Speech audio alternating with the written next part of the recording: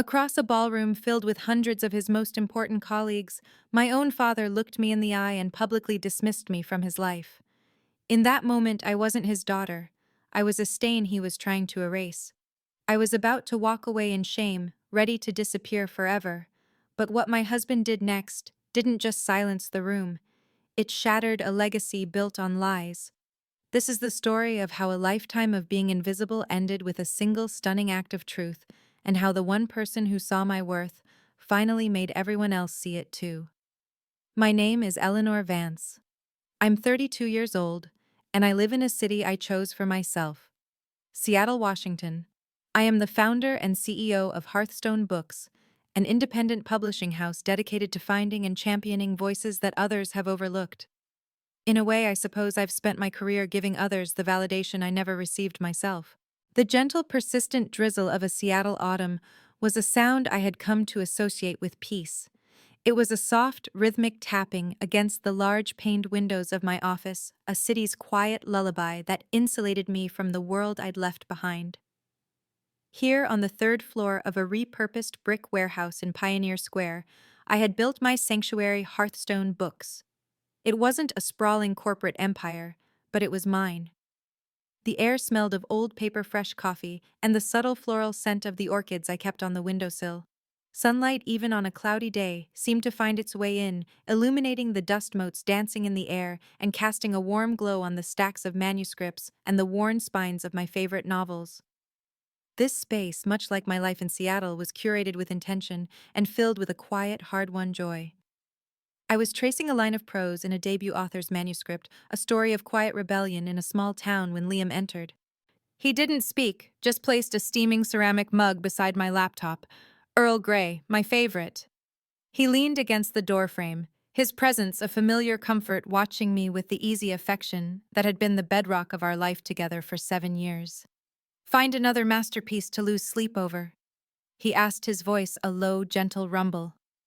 I looked up, a real smile touching my lips. "Maybe. This one has a soul. It's rare." Like its publisher, he said, and the warmth in his eyes was all the validation I had ever truly needed. He was a software engineer, a man who dealt in the clean, cold logic of code, yet he understood the messy, beautiful language of my heart better than anyone. He never questioned my long hours, my quiet moods, or the fierce protective bubble I had built around my work and our life. He knew it was a fortress, and he knew what it was protecting me from.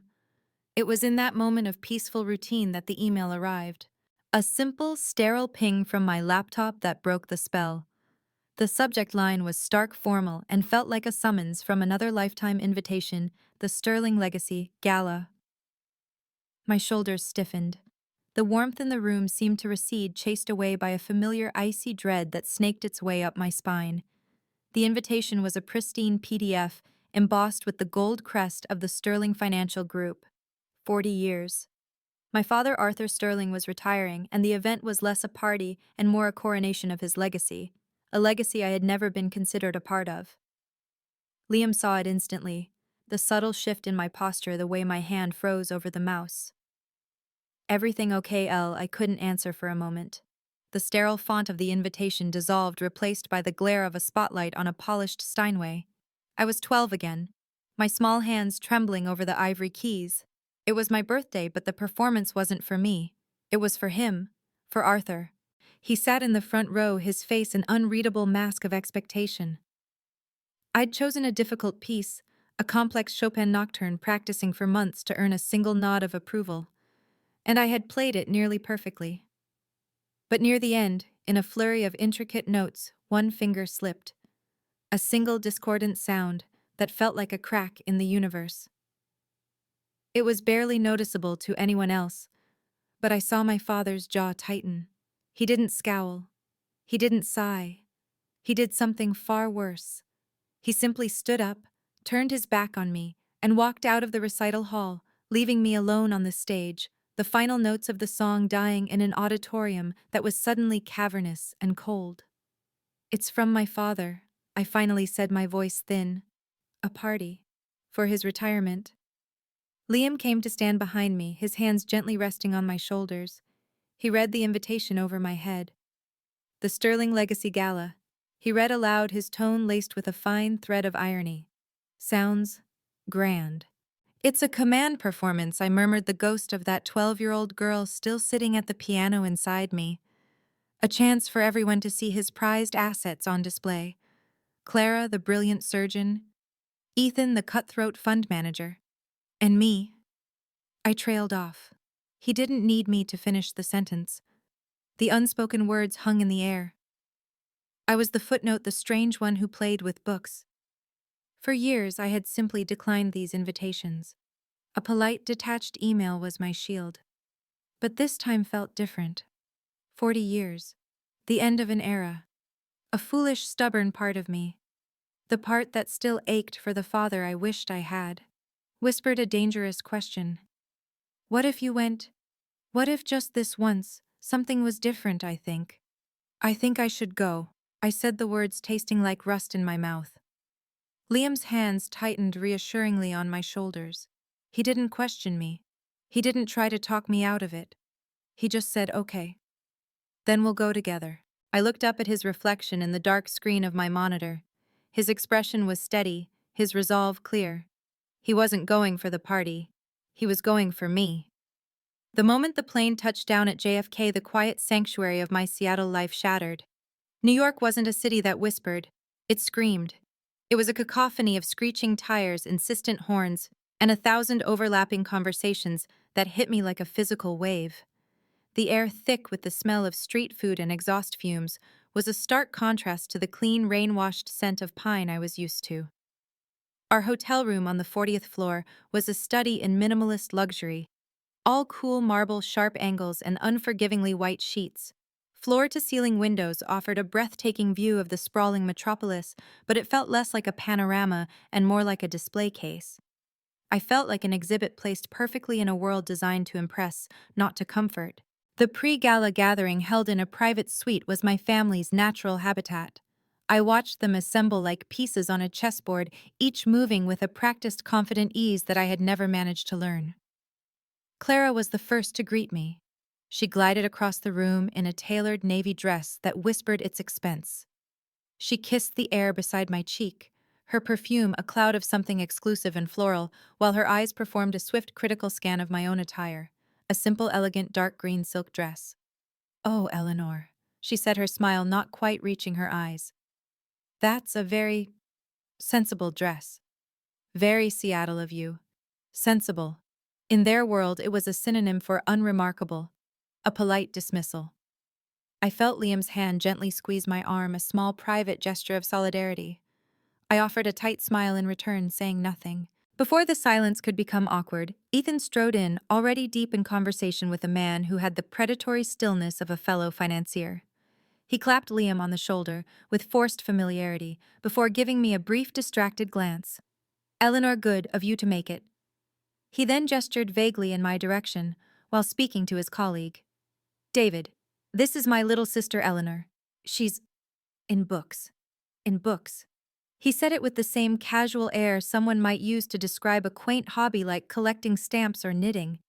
He'd reduced my life's work, my company Hearthstone Books, which employed 30 people and had just published an award-nominated novel, into a single dismissive phrase. I watched the partner David offer me a polite but vacant smile. His interest vanished the moment he understood I wasn't a player in his world. I felt a dull, familiar ache in my chest. This was the specific brand of sterling family indifference, the art of making you feel utterly insignificant without raising your voice. Then my father arrived. Arthur Sterling didn't just enter a room, he claimed it. The ambient chatter dipped as heads turned. He was a portrait of corporate power in a bespoke suit, his silver hair perfectly coiffed. He gave Liam a curt nod, his eyes flicking to me for a fraction of a second. It wasn't a greeting, it was an inventory check. I was present. Item ticked off the list. Then he turned his full, undivided attention to Ethan, his voice a low, commanding tone that cut through all other noise. "The 9-figure acquisition," he said, completely ignoring me as if I were part of the furniture. "The board is getting nervous about the hostile bid. We need to leverage our position before the quarterly report drops." I stood there, a ghost in my own family portrait, as they launched into a discussion of market shares and shareholder value. Their words were a foreign language, a dialect of power and money that I had no desire to learn. I felt like I could have dissolved into thin air, and neither of them would have noticed. It was Aunt Helen who finally pulled me from the vortex of my father's indifference. She took my arm, her touch soft, and her face etched with a familiar well-meaning concern. She led me toward a quieter corner, away from the hum of high finance. "He's just under a lot of pressure, dear," she whispered, patting my hand. "You know how he is. He's proud of you, really. He just has a different way of showing it. A different way," I thought the question sharp and bitter in my mind. Or no way at all. For years I had accepted her excuses for him, but tonight they sounded hollow. I wanted to scream that his different way was a lifelong masterclass in emotional neglect, but I just nodded, the gesture feeling heavy and false. Why did I come here? The foolish hope that had carried me across the country now felt like the most naive form of self-betrayal. I felt Liam move to stand beside me. He leaned in close, his voice a murmur only I could hear. "I see you, Elle. That's all that matters." The gala hadn't even started, but I already felt the familiar chill of being an outsider. I caught my reflection in the dark window, a solitary figure against the glittering, indifferent city. I was a ghost at my own family's feast. The transition from the cloying intimacy of the private suite to the grand ballroom was like plunging into cold water. The room was a cavern of shimmering crystal and gold, vast and impersonal, crowned with chandeliers that hung from the ceiling like oppressive, glittering beasts. A sea of black-tie strangers flowed around us, their curated laughter a symphony of networking and social climbing. A string quartet played Vivaldi from a gilded balcony, their elegant music a polite, sophisticated veneer over the raw hum of power brokering below. This was my father's kingdom, and as I smoothed the front of my simple silk dress, I felt my invisible armor click into place, a defense mechanism honed over 3 decades. We found the seating chart, an enormous board near the entrance. I scanned the list of elegantly printed names at the head tables, my eyes searching for Vance or Carter. Nothing. I scanned again, a knot of dread tightening in my stomach. Then I saw it, at the very bottom of the chart, under a heading for overflow seating, table 38. A quick glance at the ballroom map confirmed my fear. It was tucked away in a dimly lit corner, so close to the service entrance that I could smell the butter from the kitchen and hear the hushed orders of the catering staff. It wasn't an oversight. It was a statement, a deliberate placement to signify our irrelevance. "The best view in the house," Liam murmured, his voice tight with a controlled anger he felt on my behalf. "If you want to watch the waiters refill the bread baskets." As we took our seats, a young, nervous-looking couple at the table, a junior associate and his wife perhaps, gave us a hesitant smile. "Are you extended family?" the woman asked politely. "Something like that," I replied, the words feeling like ash in my mouth. The evening wore on in a blur of forced smiles.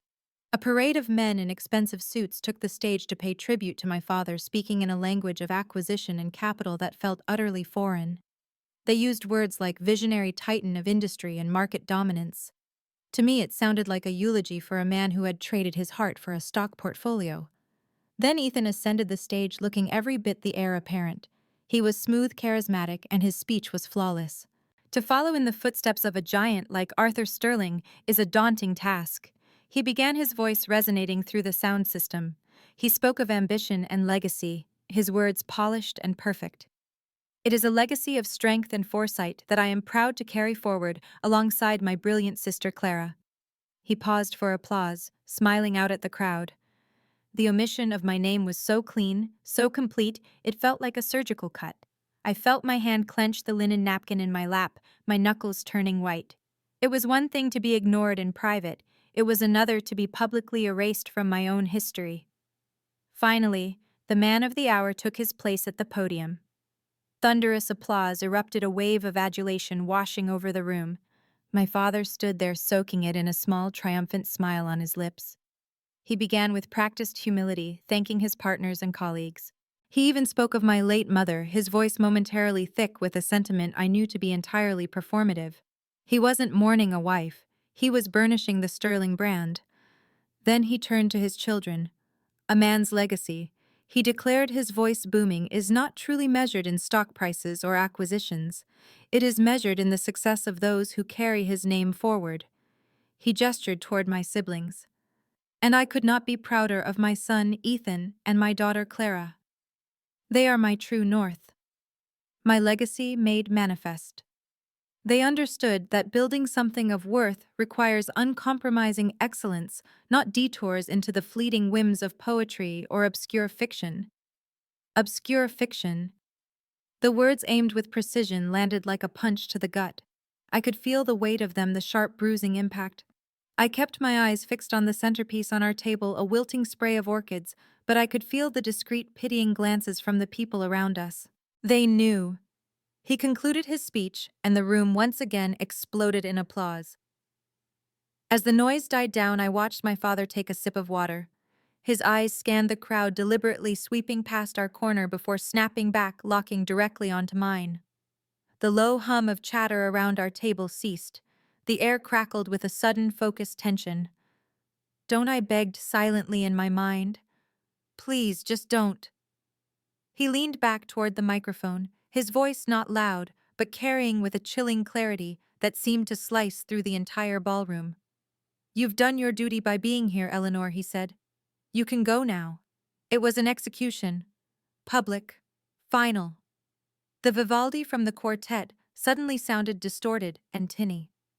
The golden light of the room seemed to dim the world, collapsing into a single sharp point of pain. My face burned with a shame so profound it was paralyzing. My only coherent thought was the glowing red exit sign across the ballroom. I had to get out.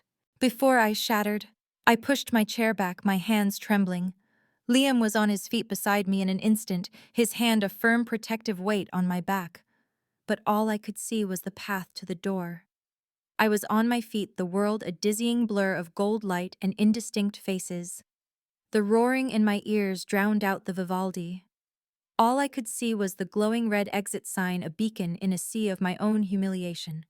It was my only destination. I took a single unsteady step, my only goal to vanish before the tears I was fighting so hard could fall. But a hand on my back stopped me. Liam's hand. It was firm grounding. "No," he whispered, his voice so quiet only I could hear it, but filled with a resolve that felt like steel. "Not like this."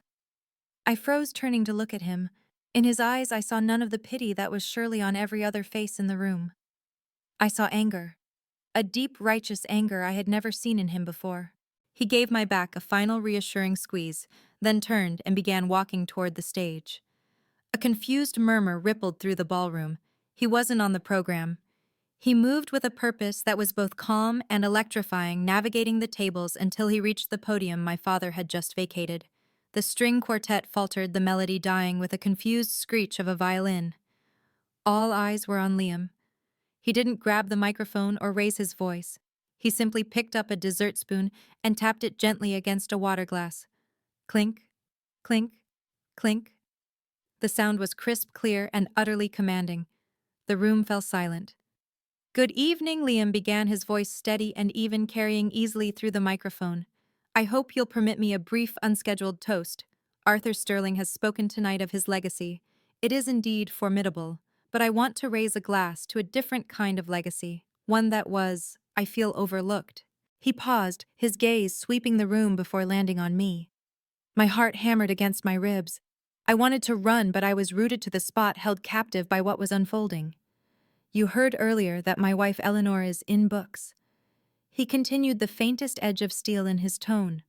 "Let me be more specific. Eleanor is the founder and CEO of Hearthstone Books.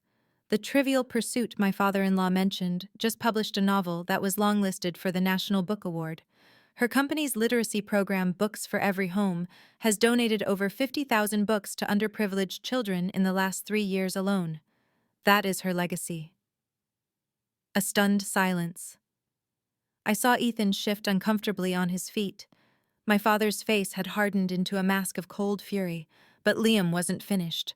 "Her legacy isn't just professional," he said, his voice dropping slightly, drawing the room in. "It's personal." Years ago, when a member of this perfect family faced financial ruin from a series of very bad decisions, from gambling debts, It wasn't the powerful patriarch who stepped in to protect the sterling name. It was Eleanor. It was Eleanor who quietly drained her own college fund, the money she had worked 2 jobs to save to protect her brother from a disgrace he had earned all by himself. Ethan flinched as if he'd been struck. He stared at the floor, his face ashen. Clara's mask of perfect composure finally cracked, her mouth falling slightly open in disbelief.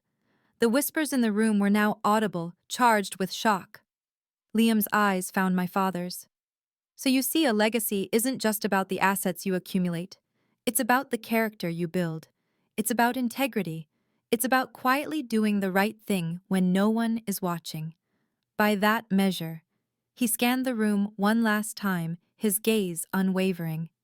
Eleanor Vance is the wealthiest person in this room tonight. He set the spoon down. The silence that followed was absolute, profound, and shattering. Then he turned and walked off the stage back toward our table, as if he had done nothing more than propose a simple toast. He came to me and held out his hand. "Ready to go?" he asked softly. Numbly, I took it. He laced his fingers through mine, and together we walked.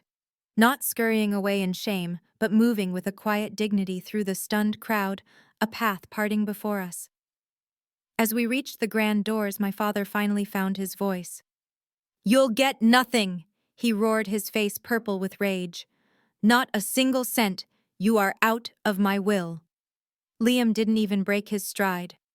Without turning around, he called over his shoulder, his voice calm and final, a perfect counterpoint to my father's fury. "We don't need it, Arthur." And with that, we stepped out of the ballroom and into the cool night air, leaving the wreckage of the Sterling Legacy Gala behind us. The silence of the hotel suite was a deafening roar after the chaos of the gala. The floor-to-ceiling windows showed a city that glittered with a cold, indifferent beauty. For a moment, I just stood in the middle of the room, the adrenaline that had propelled me out the door draining away, leaving behind a hollow, cavernous void. And then the dam broke. A sob tore from my throat, raw and ragged, the first of a tidal wave of grief that had been building for 20 years. I sank onto the edge of the king-sized bed, the pristine white duvet feeling as cold as a shroud, and I wept. I wept for the 12-year-old girl left alone on the stage, for the young woman who paid her brother's debts in silence, and for the final brutal death of a hope I hadn't even realized I was still clinging to, the hope that one day my father would finally see me. Liam was there in an instant. He didn't offer empty platitudes or tell me it would be okay. He simply sat beside me, wrapped his arms around me, and held on as the storm of grief washed over his presence, a silent, unwavering anchor. He let me cry until the sobs subsided into shuddering breaths.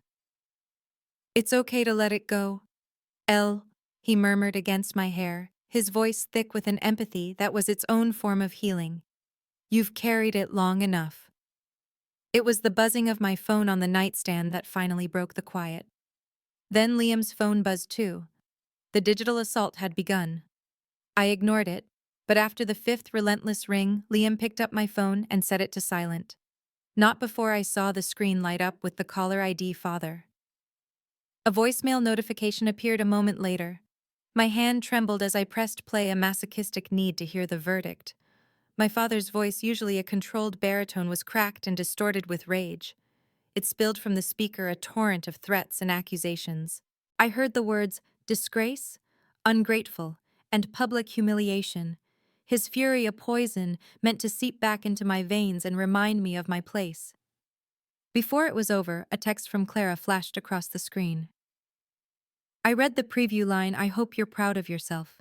You always had to be the center of attention even on his night. You've destroyed 40 years of his legacy for your own selfish drama." I felt a fresh wave of despair. The old narrative, the one he had drilled into me since childhood, was trying to reclaim its hold. Maybe I was selfish. Maybe I had ruined everything. Then the phone rang again, an unknown number. I almost declined, expecting another attack, but something made me swipe to answer. "Eleanor." The voice was hesitant, strained. It was Ethan. "What do you want, Ethan?" I asked, my voice flat, devoid of emotion. There was a pause. I'm sorry." The 2 words were so unexpected they silenced the critical voice in my head. "He was wrong, Elle. What he did tonight was It was utterly wrong. And what Liam said about the money. It was true. I've been a coward for a long time. I'm tired of who I am when I'm around him. It wasn't a perfect apology, but it was a crack of light in a pitch-black room. It was the first time a member of my family had ever acknowledged my reality. I was so stunned I couldn't speak. I just listened to the sound of his unsteady breathing before he quietly hung up.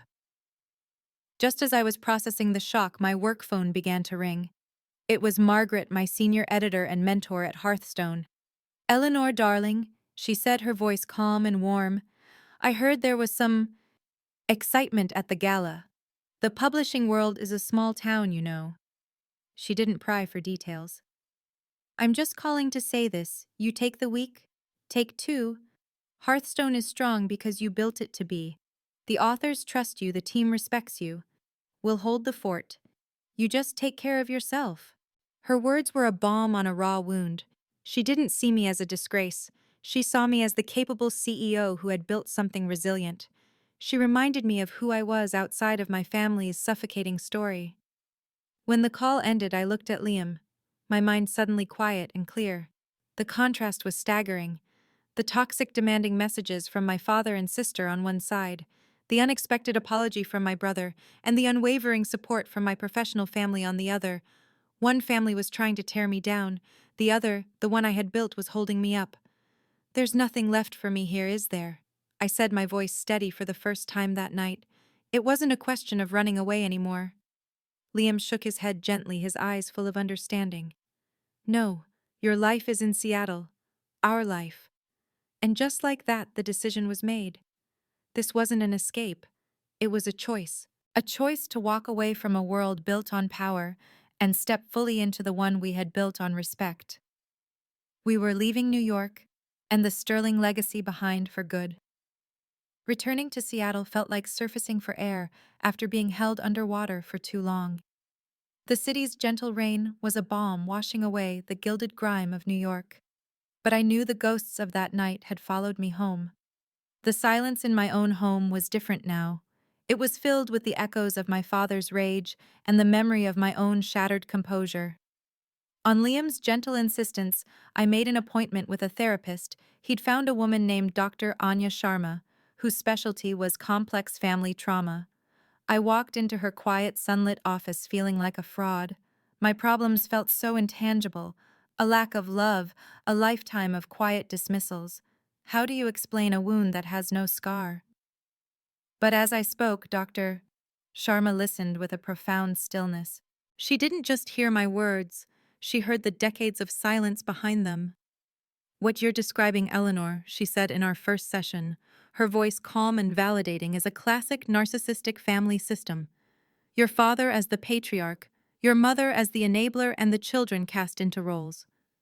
The golden children and the scapegoat. Scapegoat. The word hung in the air, and it was like someone had handed me a map to a country I had been lost in my entire life. It wasn't that I was flawed or unlovable.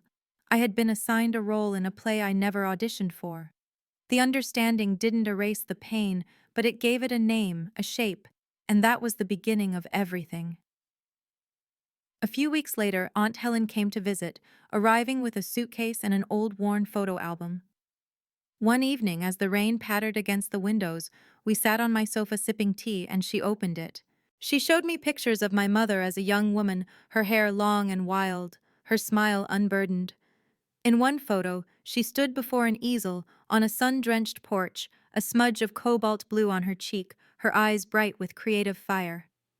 "Your mother," Aunt Helen began, her voice soft with memory. "She dreamed of going to art school in Paris. She had a scholarship even. She used to paint for hours. She had such a light about her." She sighed, tracing the faded image. "Before she met your father, he thought art was impractical, a hobby, not a career. He chipped away at that dream year by year until there was nothing left of it." I stared at the photo of the vibrant young woman I had never known. He had called her dreams hobbies, too. My mother wasn't just an enabler. She was perhaps the family's first casualty. It didn't excuse her silence, but it shaded it with a profound, heartbreaking sadness. My healing, I realized, couldn't just be intellectual. I needed something tangible.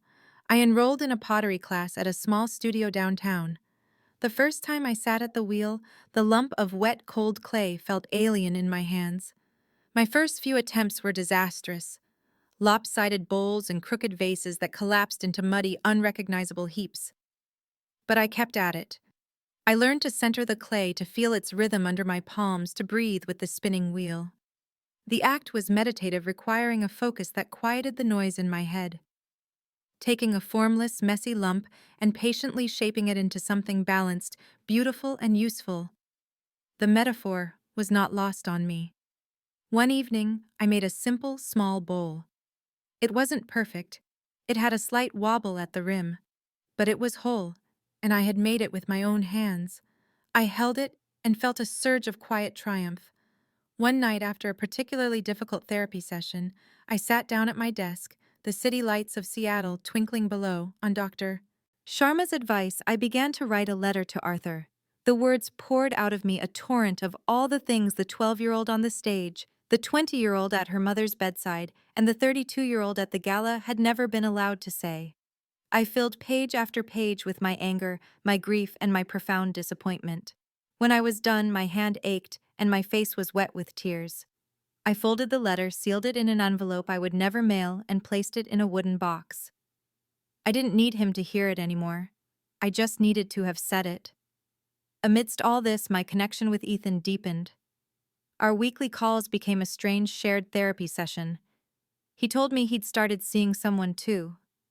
I always envied you. You know, he admitted one night, his voice quiet over the phone. I was stunned. Envied me, Ethan. You had everything. I had his approval. He corrected, his voice heavy with the weight of that distinction. It came with a price. You built your own world, Elle. I just tried to get a corner office in his. There's a difference. My healing wasn't a straight line. It was messy and circular like the potter's wheel. But for the first time, I felt the clay beginning to take shape. I was no longer a heap of mud collapsing under the weight of my father's hands. I was finding my center. In the weeks following the gala, I expected the silence from my father's world to be absolute. But one afternoon, an unexpected email appeared in my inbox. The sender was a Mr. Harrison, a senior vice president at my father's bank, whom I vaguely remembered from the party. The message was short and discreet. Ms. Vance, it read. I was at the gala. I just wanted to express my admiration for the courage you and your husband displayed. A true legacy is built on character, not just capital. You have built something remarkable. Do not let anyone convince you otherwise. I read the email 3 times. Validation from a man who was, for all intents and purposes, a peer of my father, a member of his inner circle, was a powerful, unexpected gift. It was a quiet affirmation that we hadn't been wrong. We had been right. That email became another brick in the new foundation I was building. A few months later, on a crisp Seattle evening with the scent of salt water in the air, I turned to Liam.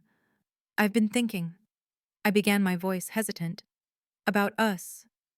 About a family. The fear I'd carried for so long surfaced. What if I'm like him? I whispered the question that had haunted my darkest moments. What if I don't know how to love a child the right way? What if I look at them and only see their flaws? Liam took my hands in his gaze steady and unwavering.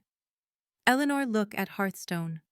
Look at the authors you champion, the ones whose voices were ignored by everyone else. Look at how you treat your friends, how you treat me. You are made of empathy. He is made of pride. They are not the same thing. You could never be him. His faith in me was the final push I needed. That night we decided we were ready. We were ready to create our own family built on the values we cherished, not the ones I had inherited. A year flew by in a peaceful rhythm of work, love, and quiet growth. Hearthstone books flourished. I was 4 months pregnant, my body changing in ways that felt miraculous and grounding. My life in Seattle was full. The angry ghosts of my New York past had faded, becoming distant memories rather than active wounds. One day, a thick cream-colored envelope arrived. It was Clara's wedding invitation. The cardstock was heavy, the calligraphy exquisite. and the inner envelope was addressed with pointed precision to Mr. Liam Carter, not Mr. and Mrs. Carter, not even just his name on the outer envelope with both of our names inside. It was a final petty act of erasure. I handed it to Liam. He glanced at it, a dry, humorless laugh escaping his lips. Without a word, he tossed it directly into the recycling bin. "Well," he said, wrapping an arm around my shoulders, "that saves us the trouble of RSVPing no." His immediate, unquestioning loyalty was my shield. The true test of my healing came a few weeks later. My phone rang one afternoon and the caller ID read Ethan. Our calls had become a regular comfort, but his tone today was different. It was somber. It's Ethan. What's wrong?" I asked, a knot of concern tightening in my chest. There was a pause. "It's about Dad. He had a stroke yesterday." My breath caught. The old Eleanor would have been consumed by a wave of guilt and panic, already booking a flight ready to slip back into the role of the fixer. "Is he okay?" I asked, my voice surprisingly steady. "It was minor, they said. He's stable home from the hospital already," Ethan replied. "But he's different, Elle. Quieter. The doctors said he needs to avoid stress. He seems diminished." He hesitated. "He's alone." I closed my eyes, picturing my father, the titan of industry, the unmovable force, now frail and vulnerable. A pang of sadness resonated within me. It was a genuine human sadness for another person's suffering, but it was distant. The frantic pull of obligation, the ingrained need to rush in and make everything right, was gone. It had been replaced by a quiet, firm resolve to protect the peace I had fought so hard to build. "Is Aunt Helen with him?" I asked, my questions practical, not emotional. "Yes, she's there now. He's got a nurse coming in." "Okay. That's good," I said. "Thank you for telling me, Ethan. Please, you take care of yourself through all of this." After I hung up, I stood by the window looking out at the calm waters of the Puget Sound. I felt sorrow for my father, but I no longer felt responsible for him. I had finally learned that I could feel empathy without sacrificing myself on its altar. The foundation was holding. The first time I held my daughter, the sterile, beeping world of the hospital fell away. There was only the impossible weight and warmth of her against my chest, the faint, sweet scent of new life, and the sound of her first fragile cry. In that moment, a love so fierce and unconditional washed over me that it healed cracks in my soul I never knew existed. We named her Lily. Helen Carter. Lily for the purity of a new start. Helen for the aunt whose quiet love had been a lighthouse in my stormiest seas. And Carter, the name I shared with Liam, the man who taught me what love without conditions felt like. As I looked down at her small, perfect face, her tiny fingers curled around mine, I made a silent vow. "You will never have to earn my love." I promised her, the words a sacred oath in the quiet of the room. "You will never have to perform for it. It is yours completely and forever." In that moment, the generational curse of the Sterlings was broken. When I brought Lily home, our small Seattle house was filled with a different kind of wealth. Aunt Helen was there, fussing over a hand-knitted blanket she'd made, her eyes shining with a joy that was pure and uncomplicated. And so was Ethan. I watched, my breath held, as my brother, the former golden child of the Sterling Empire, hesitantly reached out to hold his niece. He was clumsy, his large hands looking enormous as he cradled her tiny body, a look of profound awe on his face. He'd brought a gift, a ridiculously large fluffy teddy bear that was bigger than she was. "She's perfect, Elle," he whispered, his voice thick with an emotion I had never heard from him before. He looked up at me, his gaze clear and direct. Looking at her, I finally understand what Dad was always chasing, this idea of a legacy. And he missed the whole point. He missed this. In that moment, he wasn't my father's heir. He was my brother. He was Lily's uncle. And that was more than enough. Months passed in a blur of sleepless nights and overwhelming love. My life was now measured in feeding times and sleepy smiles. One quiet afternoon, as I was rocking Lily in the nursery, my phone buzzed with a call from an unknown number. My heart gave a single steady beat, but not the frantic flutter of old. A part of me knew. I answered. Eleanor, his voice began thin and distant. It was Arthur. Yes, I replied calmly. There was a long pause, filled with the static of unspoken words, of a gulf too wide to cross. Ethan told me. You had a daughter. Yes, I said again. Her name is Lily. Another silence. I could hear his labored breathing. Is she healthy? She's wonderful. I said, my voice soft but firm. It was the only information I was willing to offer. He was a stranger asking about my child. I have to go, Arthur. She's waking up from her nap. I ended the call before he could respond. I felt no anger, no triumph, no lingering pain, just a quiet finality. He no longer had any power over me. My new priority, my real life, was stirring in the crib beside me. On Lily's first birthday, we didn't host a gala. We had a small party in our backyard. The guest list was short: Liam, Ethan, Aunt Helen, and my mentor, Margaret. There were no caterers, no string quartet. Liam grilled burgers. I baked a slightly lopsided cake, and we all sat on a blanket on the grass. I watched as Lily, beaming, took her first wobbly steps from Liam's outstretched hands into Ethan's. The applause wasn't thunderous. It was the warm, genuine laughter of people who truly loved her. I looked at this scene. My husband, my healed brother, my loving aunt, my supportive friend, my joyful daughter. And I finally understood the word legacy. It wasn't a name carved on a building in Manhattan. It wasn't a portfolio of stocks and acquisitions. It wasn't the fearful respect of subordinates or the hollow praise of peers. My legacy was this. It was the quiet hum of a happy home. It was the freedom in my daughter's laughter, a sound untouched by the need to perform. It was the knowledge that I had taken a story of pain and written a new chapter of peace. My father tried to write me out of his legacy. He never realized that in doing so, he gave me the greatest gift of all, the freedom to write my own. And it is a story of peace written not in ink, but in moments like these under the soft Seattle sun. Eleanor's journey is a powerful reminder that our worth isn't defined by the role our family assigns to us. She was the quiet one, the footnote in her father's grand legacy, until the truth was spoken aloud, not by her, but for her. Her story shows that true strength isn't about fighting for a seat at a toxic table. It's about having the courage to build your own. She stepped out of the shadow of a legacy defined by wealth and power to write her own, a legacy of peace, love, and self-worth. Now we want to hear from you. Have you ever felt invisible in your own family, where your passions and achievements were dismissed or overlooked? What does the word legacy mean to you? Is it the status you inherit, or the peace and kindness you create? And who is the Liam or Aunt Helen in your life? Who is the person who sees your true worth even when others don't?